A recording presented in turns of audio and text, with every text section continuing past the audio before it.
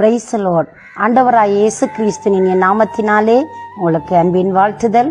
எப்படி சுகமாயிருக்கிறீங்களா அன்பு பிள்ளைகளே? நீங்கள் இருக்கிற ஒவ்வொரு நிமிஷத்திலும் நம்முடைய ஆண்டவர் உங்களை காண்கிற தேவனாய் இருக்கிறார். உங்களுடைய தனிமையின் பாதையில, நீங்கள் தனித்து விடப்பட்ட அந்த சூழ்நிலையில உங்களுடைய விண்ணப்பங்கள் கேட்கப்படாமல், உங்களுடைய தேவைகள் சந்திக்கப்படாமல், ஏதோ ஒரு எதிர்பார்ப்பு கூட இன்று வரையும் நிறைவேறாமல் நீங்கள் மனம் அதைரியமடைந்து சோர்ந்து போய் உட்கார்ந்து கொண்டிருக்கிறீங்களா? நீங்க மனதில ஏதோ பல கேள்விகள், எதுவுமே விடை காண முடியல, இந்த வாழ்க்கையில இந்த தேவைக்கு ஒரு பதிலுமே இல்லை, இதுவரைக்கும் நான் யாரிடத்திலே போறது, எனக்கு உதவி செய்ய, என்னை விசாரிக்க, என்னை புரிந்து கொள்ள யார்தான் உண்டு என்று சொல்லி இந்த நாளில நீங்க சோர்ந்து போய் நீங்க அதைரியத்தோடு உட்கார்ந்து கொண்டிருக்கிறீங்களா? பயப்படாதிருங்கள். தேவனுடைய வசனம் உங்களை தைரியப்படுத்தும். அவருடைய வசனம் உங்களை தற்காக்கும். அவருடைய வசனமான உங்களை வழிநடத்தும். பிரியமானவர்களே, இந்த நேரத்தில் நாங்கள் வேதத்தில் இருந்து ஒரு பகுதியை தியானம் பண்ணுவோமா? 1 பேதுருவின் புஸ்தகம் 5வது அதிகாரம் 7வது வசனம் இப்படியாய் சொல்லுகிறது: அவர் உங்களை விசாரிக்கிறவரானபடியால் உங்கள் கவலைகளை எல்லாம் அவர் மேலே வைத்து விடுங்கள் என்று சொல்லப்படுகிறது. அவர் உங்களை விசாரிக்கிற கடவுள் என்று சொல்லப்படுகிறது. ஆண்டவராகிய இயேசு கிறிஸ்து இந்த பூமியில் இருந்த நாட்களிலே ஆண்டவர் அங்கே தம்முடைய மக்களை பார்த்து, ஜனங்களை பார்த்து சொன்னார், வருத்தப்பட்டு பாரம் சுமப்பவர்களே, நீங்க எல்லாரும் என்னிடத்தில் வாருங்கள், நான் உங்களுக்கு இளைப்பாறுதல் தருவேன் என்று சொல்லி ஆண்டவர் சொன்னார். அன்பானவர்களே, இந்த நாட்களிலே மக்களுக்கு பலவிதமான வருத்தங்கள், பலவிதமான தேவைகள், பலவிதமான எதிர்பார்ப்புகள் இருக்கிறது. அவைகள் நடுவிலே நான் என்ன செய்யட்டும் என்று அங்கலாய்க்கிற மக்கள் தான் அதிகரித்து போயிருக்கிறார்கள். சில வேளையிலே எவ்வளவு சம்பாதித்தாலும் ஒன்றும் மிச்சமில்லை என்பது. அதே போன்று வியாதியின் கொடூரத்தினால் மிகவும் தாக்கப்பட்டு அங்கே மிகவும் மனம் பாதிக்கப்பட்ட நிலையிலே காணப்படுகிறார்கள். தொழிலிலே ஒரு முன்னேற்றம் இல்லை, பயணங்களிலே சரியான ஒரு சக்சஸ் இல்லை.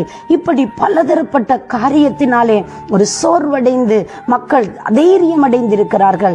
அவர்களை பார்த்து இன்றைக்கும் தேவனுடைய வசனத்துக்காய் காத்திருக்கிற உங்களை பார்த்து, நீங்கள் வியாதிப்பட்ட அந்த இடத்தில் இருந்து உங்களுக்கு ஒரு அற்புதம் செய்வதற்காக உங்கள் பக்கமாய் கடந்து வந்து நாங்கள் உங்களுக்கு நன்மை செய்யும்படி, நன்மைகளை உண்டாக்கும்படி உங்களுக்காக அங்கே நன்மையை வைத்திருக்கிறவர் அவர் உங்களை பார்த்து சொல்லுகிற வார்த்தை தான், நீங்கள் அங்கே உங்களை விசாரிக்கிறவர் இருக்கிறார். நீங்கள் எதை குறித்தும் கவலைப்பட வேண்டாம்.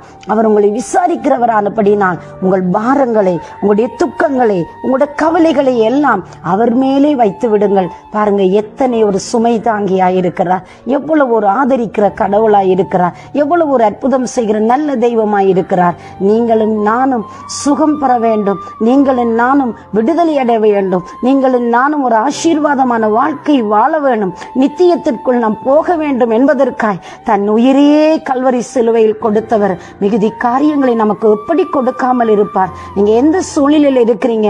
மிகவும் துக்கத்தோடு இருக்கிறீங்களா? கண்ணீரோடு இருக்கிறீங்களா? கலங்கி போய் இருக்கிறீங்களா? ஐயோ ஆண்டவரே, நான் என்ன செய்யட்டும், நான் என்ன செய்யட்டும் என்று பலவிதமான கேள்விகளோடு போராடி கொண்டிருக்கிறீங்களா? அன்றைக்கு ஒரு நாள் அங்கே ராகேல் என்கிற பெண் பிள்ளை இல்லாமல் அழுகிறாள்.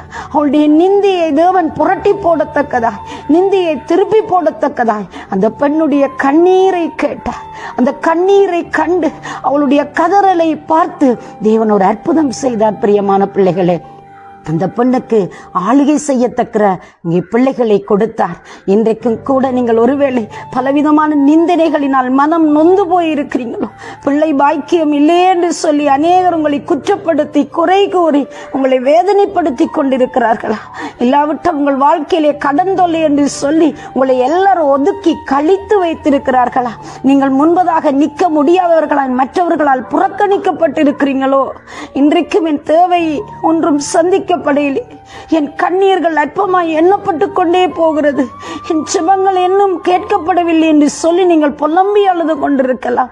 அன்பு பிள்ளைகளே, அவர் உங்களை விசாரிக்கிற தேவன், உங்களை கவனிக்கிற தேவன், உங்களை கருத்தாய் உங்களை நோக்கி பார்க்கிறவர் சொல்லுகிறார், நான் உங்களை விசாரிக்கிற தேவன் அல்லவோ, எல்லா கவலைகளை நீங்கள் என் மேலே வைத்து விடுங்கள். நாங்கள் அவ்வப்போது என்ன செய்கிறோம்? நம்முடைய பாரங்களை இறக்கி வைக்கிறோம், நம்முடைய சோகங்களை சொல்லிவிட்டு மறுபடியும் அவைகளை நம்மேலே சுமந்து கொண்டு செல்கிறவர்களா இருக்கிறோம். இன்றைக்கு ஒரு தீர்மானம் பண்ணுங்க. எல்லா பாரத்தையும், எல்லா துக்கத்தையும், எல்லா கவலைகளையும் ஆண்டவரே நான் உம்மிடத்தில் வைத்து விட போகிறேன். எனக்கு ஒரு அற்புதம் செய்யுங்கப்பா, எனக்கு ஒரு நன்மை செய்யுங்க, என் தொழிலில் ஒரு முன்னேற்றத்தை தாங்கப்பா, என்னுடைய வாழ்க்கையில இருக்கிற இந்த பிரச்சனைக்கு ஒரு தீர்வை தாங்க.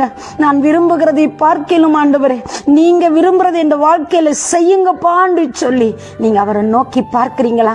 உங்களுக்காக ஜீவனை கொடுத்தவர், உங்களுக்காக அத்தனை வேதனைகளையும் சுமந்து தீர்த்தவர் இன்றைக்கு உங்களுக்கு நன்மை செய்யாமல் எப்படி உங்களை விடுவார்? ஏன் நீங்கள் அழுது கொண்டிருக்கிறீங்க? நான் ஜெபித்த ஜெபம் எல்லாம் வீணாய் போய்விட்டதோ, என்னுடைய எல்லா அர்ப்பணிப்புகளும் அது எண்ணப்படாமல் போய்விட்டதோ என்று சோர்ந்து போயிருக்கிற என் அன்பு பிள்ளைகளே, எழும்புங்கள், உற்சாகமாயிருங்க. உங்களுடைய ஊழியங்களை, உங்களுடைய பணிகளை அவர் காண்கிற தேவனாய் இருக்கிறார். உங்கள் கண்ணீரை அவர் துருத்தியில் வைத்து உங்களுக்கு ஒரு அற்புதம் செய்வார். உங்கள் கவலைகளை அவர் மேலே சொல்லுங்களேன், அவர் மேல வைத்து விடுங்க. நீங்க ரிலாக்ஸ் ஆகுங்க. ஆண்டவரே நீங்க எல்லாம் பார்த்து கொள்வீங்க என்று சொல்லி அந்த நம்பிக்கையினால் நீங்கள் தைரியப்படுங்க. இன்றைக்கு தேவன் உங்களுக்கு ஒரு அற்புதம் செய்து உங்களை கனம் பண்ண வல்லமை உள்ளவராய் இருக்கிறார். எல்லா மனிதர்கள் உங்களை கைவிடுகிற பொழுது கைவிடாமல் கடைசி வரை உங்களை வழிநடத்துகிற ஒரே ஒரு ஜீவன் நம்மை படைத்த ஆண்டவர் தான். அன்பானவர்களே, அவரை நோக்கி பார்க்கிறீங்களா? உங்களுக்கு உதவி செய்யும்படி நான் உங்களுக்காய் மன்றாடட்டுமா? நாங்கள் அவரை நோக்கி பார்க்கலாம். சர்வ வல்லமை உள்ள நல்ல ஆண்டவரே, இயேசுவின் நாமத்தினால் உம்மை நோக்கி பார்க்கிற பிள்ளைகளுக்கு ஒரு அற்புதம் நடப்பதாக என்று நாங்கள் ஜெபிக்கிறோம். உடைய கண்ணீர்கள் துடைக்கப்படுவதாக, உடைய கவலைகள் தீருவதாக, உடைய பார சுமைகளை எல்லாம் நீர் ஏற்றுக்கொண்டு இவர்களை இலகுவாக்கும் சுவாமி. இவர்களை விடுவியும் நாதா, ஒரு அற்புதம் செய்யும் ஐயா. உன் பிள்ளைகள் என்ன எதிர்பார்ப்போடு, என்ன தேவையோடு உடைய பாதத்திலே பணிந்து நிற்கிறார்களோ சுவாமி, இந்த நாளில் ஒரு அற்புதம் செய்யும் சுவாமி. ஒரு அற்புதம் செய்யுங்க நாதா. ஒரு அதிசயத்தை உண்டு பண்ணுங்க பிள்ளைகளுடைய வாழ்க்கையில. நீங்களே கூட இருந்து நடத்தி செல்லும்படி இயேசு கிறிஸ்துவின் நாமத்திலே ஆசீர்வதித்து ஜெபிக்கிறேன் ஜீவனுள்ள நல்ல பிதாவே. ஆமேன், ஆமேன். தேவன் தாமே உங்களை நிறைவாய் ஆசீர்வதிப்பாராக. God bless you.